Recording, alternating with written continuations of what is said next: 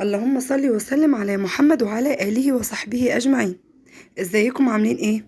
حابة اشكركم الأول على دعمكم ليا وتعليقاتكم الجميلة اللي بتحمسني وبتشجعني. ربنا يخليكم ليا. بس أنا النهاردة بقى جاية لكم مش بوصفة، جاية لكم بحاجة مختلفة شوية. مش أكل. جايبة لكم يعني طريقة هنخلي بيها البوتاجاز يرجع جديد وزي الفل. بمكون ب6 جنيه بس، والله ب6 جنيه بس. واللزقه اللي بتبقى على البوتاجاز من فوق دي، اللي هي بتبقى الرخمه اللي بنحطها بترضاش تتشال خالص دي، بالمكون ده هنطلعها بكل سهوله، من غير اي دعك، من غير اي حاجه خالص. وهنشوف مع بعض احنا ايه، يعني اشوف المكون ده حلو ولا لا. انا جبت لكم البوتاجاز بتاعي، اللزقه دي كل مره اصلا بتغلبني وما بترضاش تطلع. تمام. جبت لكم البوتاجاز بتاعي وقلت ان انا اوريكم هنشيلها ازاي. بس الاول، لو اول مره تشوفيني، انا مروه، اتمنى تدعميني بلايك واشتراك في قناتي، قناه مطبخ مروه، عشان يجيلك كل جديد. يلا بقى بينا نشوف هنعمل ايه. آه انا هنا هجيبه الاول عندي قبل ما اعمل اي حاجه، وهبتدي ان انا اقشر يعني الورق ده كده واحده واحده، ان انا اجيب طرفه زي ما انا بوريكم كده واقشره. تمام.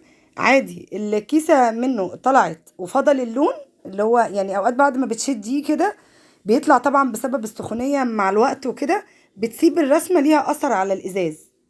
مفيش مشكله، ده هنطلعوه دلوقتي وهيطلع بكل سهوله، مش هيغلبنا ولا اي حاجه خالص.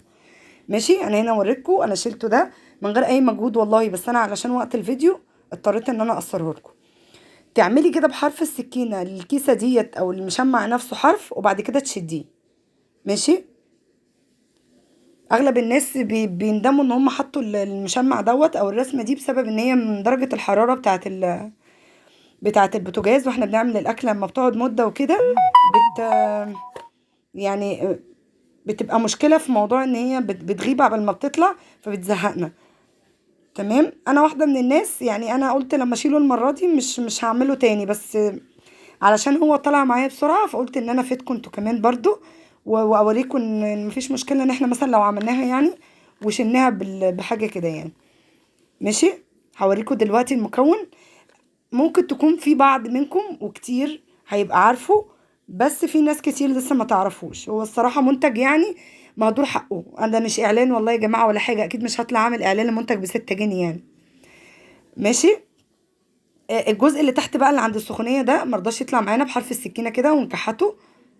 ماشي. كل حاجه قدامكم واحده واحده، عشان محدش يقول لي ده بوتاجاز تاني وحد يقول لي ده ده حاجه تانية وفيديو وبتاع. فانا جايبه لكم قدامكم من اول وهو عليه الرسمه لحد الاخر خالص اهو. الجزء اللي تحت دوت كان لازق خالص من السخونيه على الازاز، فبحرف السكينه كده احنا هنشيله بيها. ماشي. هنا خلاص بقى كده، خلاص ده جاب اخره بعد ما انا شلت من عليه المشمع كله. وهو ده المنتج.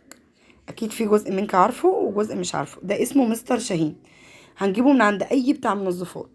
دوت ب6 جنيه بس، والله ب6 جنيه بس. بس منتج كده حاجة روعة الصراحة يعني. انا جربت حاجات اغلى منه كتير، انا مش هنكر ان هي كانت كويسة، بس هي بعد الغلا دوت بقت اغلى من كده بكتير. وهو الصراحة ب6 جنيه، حتى لو غلى عن كده مفيش مشكلة برضو، مش هيبقى زي نفس الاسعار اللي الحاجات التانية وصلت لها. تمام.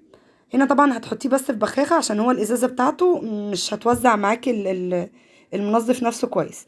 انا حطيته في الازازة دي. هو ده النوع اللي انا جربته قبل كده، كنت بجيبه من سنتين ولا حاجة، كان بحوالي 17 جنيه. الله اعلم هو دلوقتي وصل لكام، بس اكيد غلى. فالمنتج ده بديل ليه، وبجد جميل، ولا بيأذي الايد ولا بيخلي الايد تتعور كده ولا تتجرح ولا اي حاجة خالص. جربوه على ضمانتي. هنحطه ببخاخة بس عشان نعرف نوزع المنتج ده، يعني الحاجة دي نفسها كويس. وهسيبه حوالي يعني من 5 ل10 دقايق بس، مش هسيبه كتير. تمام. هنا بعد ما سبته 10 دقايق، وهفضل انا اعمل بيه بالسكينه كده، بصوا بكل سهوله بيطلع معايا. وحابه اقول لكم ان انا بعمل بيه شفاط، وبعمل بيه سيراميك، وبعمل بيه دولاب المطبخ من جوه ومن بره. جميل جدا جدا. ومفيش مشكله على اللي عنده حساسيه ولا اي حاجه. هو ريحته مش قويه قوي يعني، عادي تعدي عن الحاجات اللي هي السايبه والحاجات التانية دي. بصوا هنا انا بس كحته كده بسيط بالسكينه ورشيت لكم عليه ميه علشان خاطر اوريكم بقى ان انا لما اجي ادعكه بالسلكه دلوقتي ولا اي مجهود هياخده معايا خالص. هحط عليه كده زيت صابون بس من غير اي حاجه تاني، خلاص مش هحط تاني.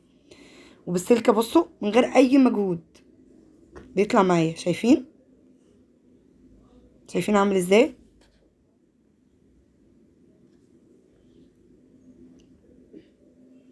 شيلي الازاز من مكانه بحيث تتحكمي فيه علشان لما ترشيه وكده ما يسقطلكيش على الارض وكده. شيليه من مكانه وبعد كده ابقي رجعيه تاني، يعني مش عشان يبقى تحت ايدك تعرفي تتحكمي فيه. بصوا انا بحاول اوريكم الحته من الاول من غير اي مجهود ولا اي حاجه. اخدته معايا في الدعك بالسلكه، اي سلكه عادي. تمام.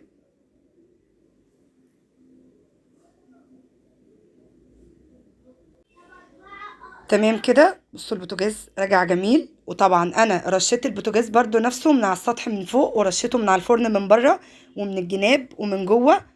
وبصوا النتيجه اظن واضحه مش محتاجه اتكلم. بصوا يا جماعه انا مش هنكر ان انا بتبقى في البوتاجاز ايدي فيه على طول، يعني بعد المواعين بعد الغداء المواعين هو اساسي فيه. بس برضو اوقات بتيجي علينا وقت كده في اكلات بنضطر ان احنا بيبقى فيه دهون صعبه شويه، فبرضو انا حبيت اوريهولكوا.